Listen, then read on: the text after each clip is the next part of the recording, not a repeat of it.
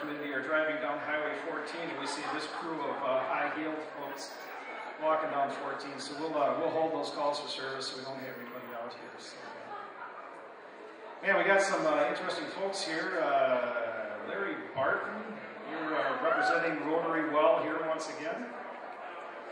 Dr. Sartorius, I watched you walk last year, and I got to tell you, you were just way too smooth.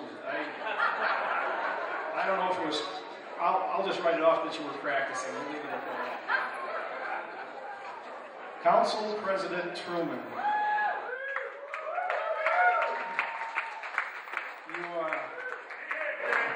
You never cease to amaze me. This tops all, though, I must say. So, I got to tell you, when this event started first rolling out a few years ago, I struggled with it a little bit because it didn't seem right to have fun and domestic violence. The two just didn't seem to mix.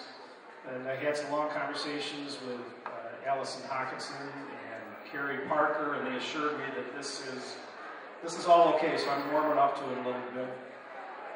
Chief Schutz is right. Law enforcement had it wrong for a number of years. We looked at domestic violence to be a private matter, and we did not make arrests. We looked at it to be a private matter, and it was only if there was just some very, very serious injuries and we had the victim's permission is when we made arrests.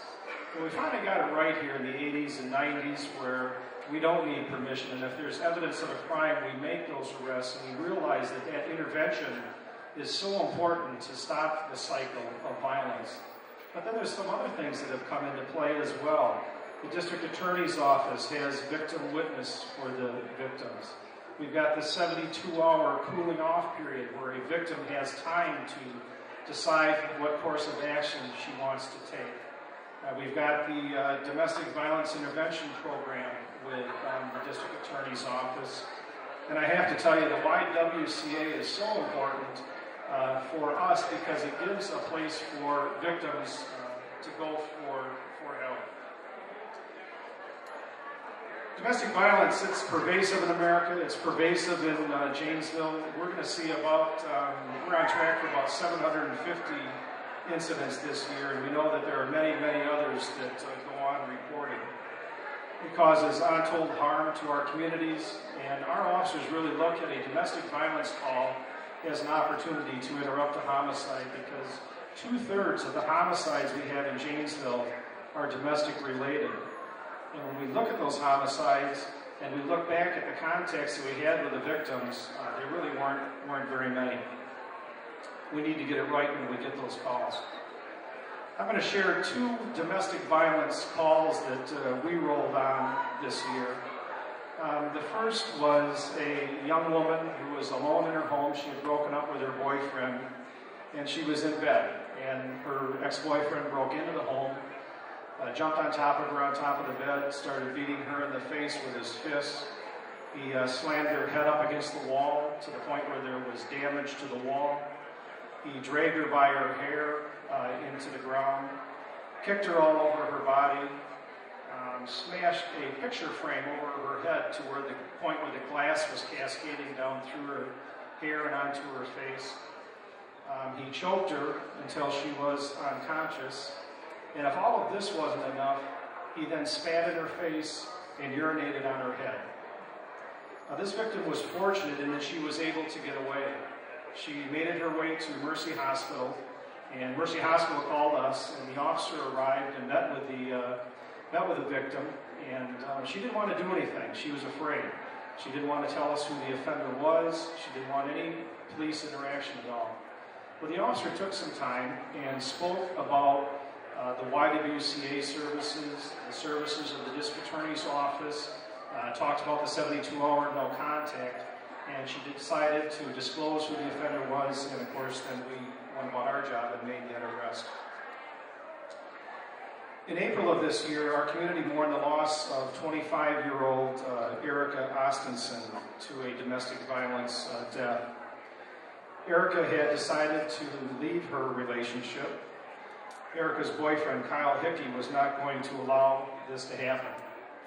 He, under false pretenses, lured her to meet with him at her home. Erica and her 5-year-old son waited for Hickey on their porch. Hickey pulled up in his truck. The young boy left the side of his mother and went up and gave Hickey a hug and said that he had missed him. Hickey pushed him aside, went forward to Erica, started striking her in the face, and later told us that he didn't even know how many times that he had struck her. Erica's final words were those to her son, the 5-year-old, telling him to dial 911. Hickey then removed a gun from the truck. He pointed it at Erica and pulled the trigger over and over again. Later in his statement to us, he says he just kept pulling the trigger until the noise stopped. First officers on the scene, they found a young mother just clinging to life, and they found a young boy whose life has been changed forever.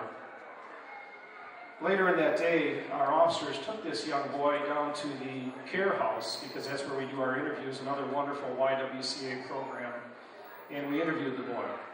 And the way we interview young children is we draw a picture. We get a big poster up on a board, and we'll draw a picture as we let the events unfold.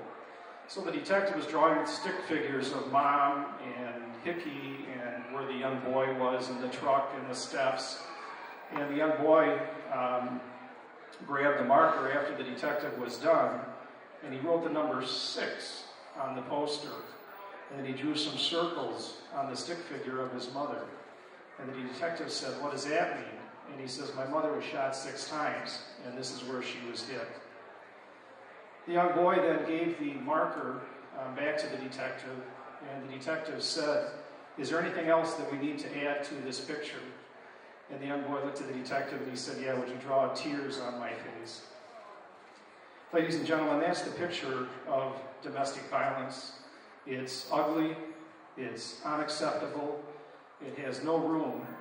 Our community has no room for domestic violence. So today we walk in memory of all victims of domestic violence. We walk in support of the victims, and we walk in objection to the offenders and their violence. Thanks, folks.